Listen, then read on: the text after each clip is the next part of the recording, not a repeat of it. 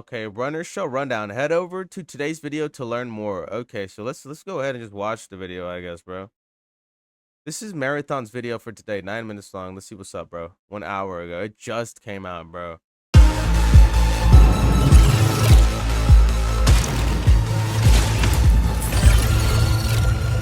The shells.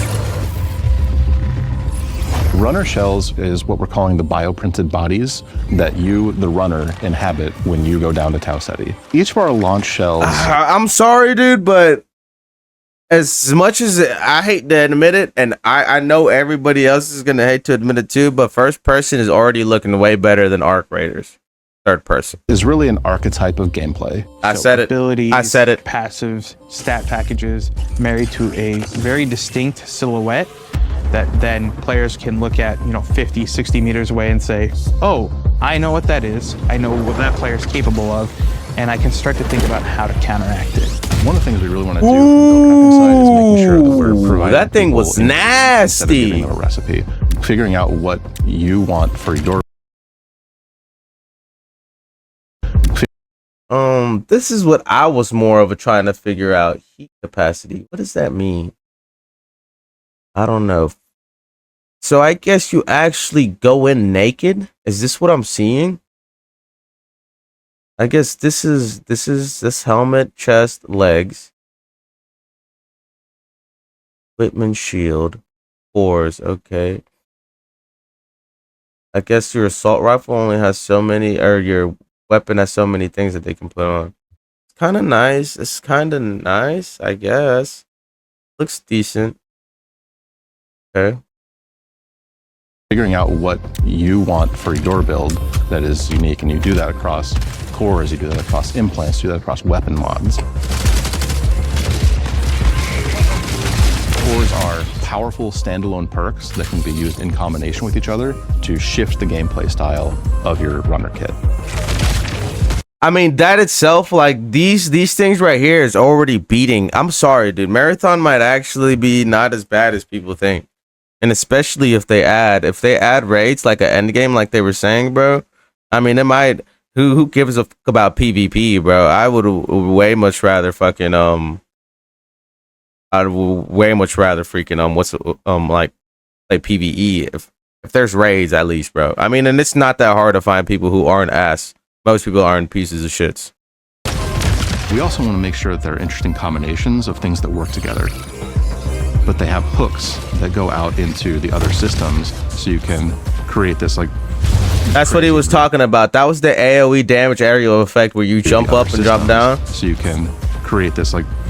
That's busted. Goldberg machine. That's busted. Imagine, I can see some mean gameplay that's gonna come out with this stuff, man. I hate, hey, look, bro, you gotta admit it, bro. It's decent. It's decent, bro. It's decent, bro.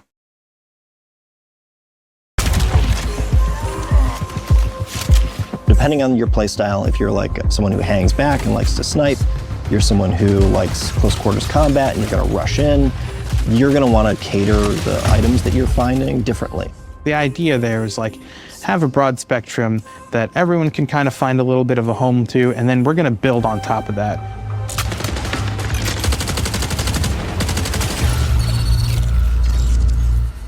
Destroyer is aggressive, brutal, wears a modified, futuristic version of the Mjolnir armor from the original trilogy. The shell is designed to get into the fight as fast as possible and stay there. It comes equipped with thrusters on its legs that let it sprint faster, or you can use it for a quick lateral evade. A riot barricade so that they can generate presence and they can generate almost like aggro for their team. Its prime ability is Search and Destroy, which activates shoulder-mounted missile pods that fire heat-seeking missiles. Yeah, that's gonna be one of the busted lock down ones. Targets over sustained fire, which immobilizes them and allows your team to fall. This is gonna be a problem. This is gonna be a problem. In a good way. Our Assassin Shell is built for players that like to play slow and quiet. It's very much a classic, backline infiltrator. It has a dive ability that can be used to negate fall damage from any height. Their tactical ability is invisibility. You pull this like shroud of invis over yourself. You can sprint during it, you can mantle during it, but the faster you move, the more visible you're gonna become. And if you take any actions, heal, shoot, get shot, you'll reveal yourself for a short duration. Their prime ability sends out this disc. It creates this like plumes of smoke that you can enter. I'm sorry, I do not know. Whoa. Oh my God, hold up. There's so many. That's the first one was okay. I liked it. The second one was busted. This one is also wicked, bro. I mean, wow. Like, oh, like, just like, oh, like, not just trying to be extra or anything. This is actually, I already like it way better than Arc Raiders. There's more substance to it. There's more immersion to it, dude. Way better freaking like you're actually building. You're building, you know. This dope. This is dope. Into, and then when combined with their passive shroud, they go invisible when they enter smoke. The whole thing here is like be invisible, be sneaky, and then enshroud the world in smoke.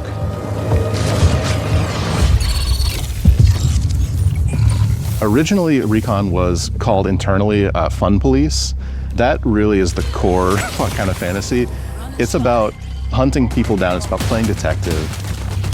If you want to find all the assassin shells on the map, Recon is the shell you want to use. It comes with a tracker drone that you can toss out a little spider friend that crawls along the ground and will track towards enemies and explode.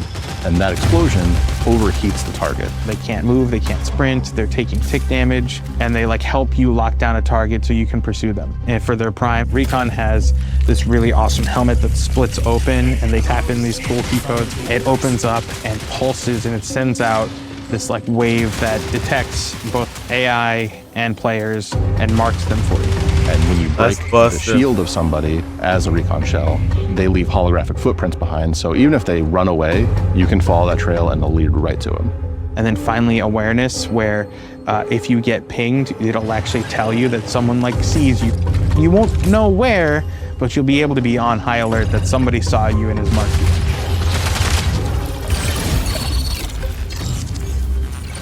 Vandalism. Dude, these are some pretty sick classes, bro. You got. I'm sorry, bro. I'm sorry. This is nice. Is just by its very nature more agile than our other shells. It has microjets that let it do a double jump.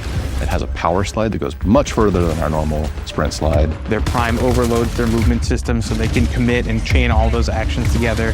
They're about getting in and out, causing chaos. The arm cannon for Vandal unfolds and you find a big ass gun barrel inside. You can use it to knock people out of cover. You can use it to knock people off of buildings, which is way more fun than knocking them out of cover. The number of times we've knocked people off of field maintenance is like, this is a great thing.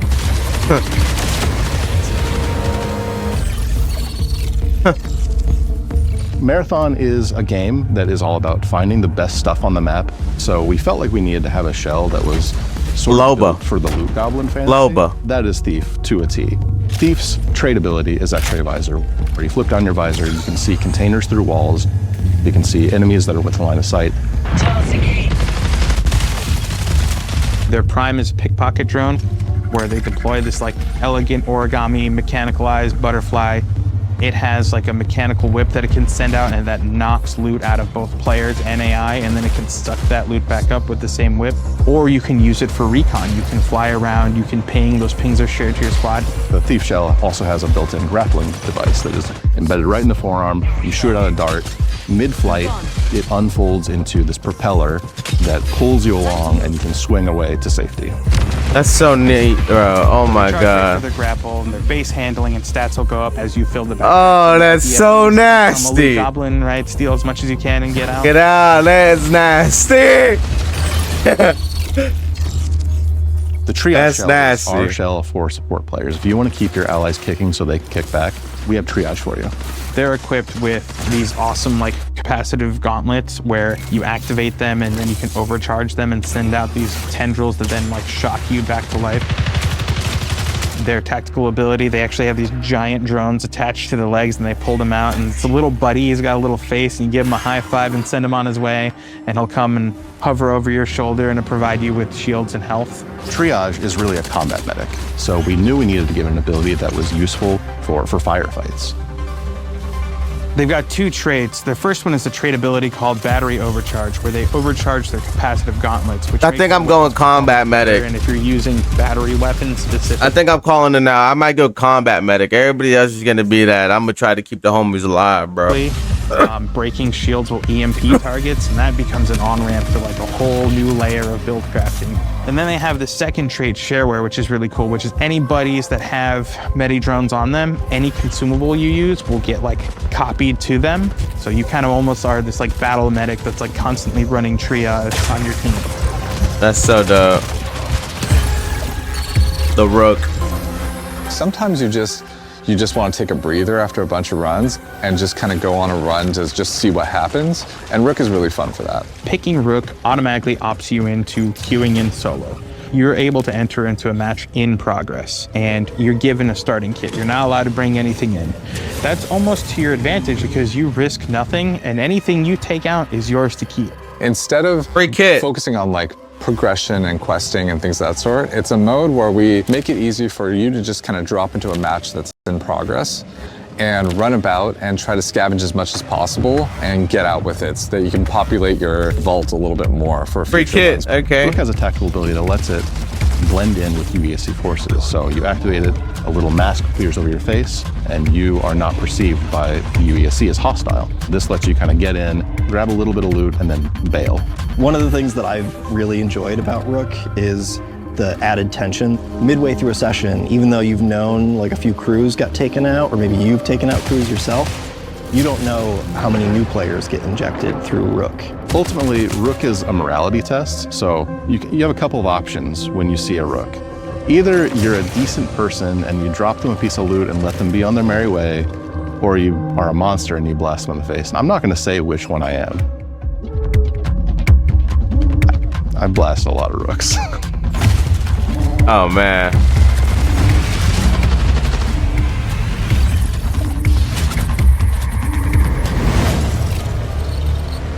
Dude, they look, you made a class specifically for free kits, bro. They gave you the free kit class, bro. And the thing is crazy is the free kit class comes with the skin. So like everybody sees you, they like, oh look, it's this broke ass nigga over here, bro. That's nice, bro. Look, that's nice, bro. There's no more shooting me. I got a free kit. Like, yeah, I know. I see your broke ass. I see who you playing as with your broke ass. That's kind of nice, bro. I like this, bro. I'm sorry, dude. Hey, look, I hate to admit it, bro. This might actually be it might be pretty decent, right? Let's be for real, bro. This might actually be pretty decent. And I'm actually kind of ready to play this game now. I can't believe I said this. I'm actually ready to play this.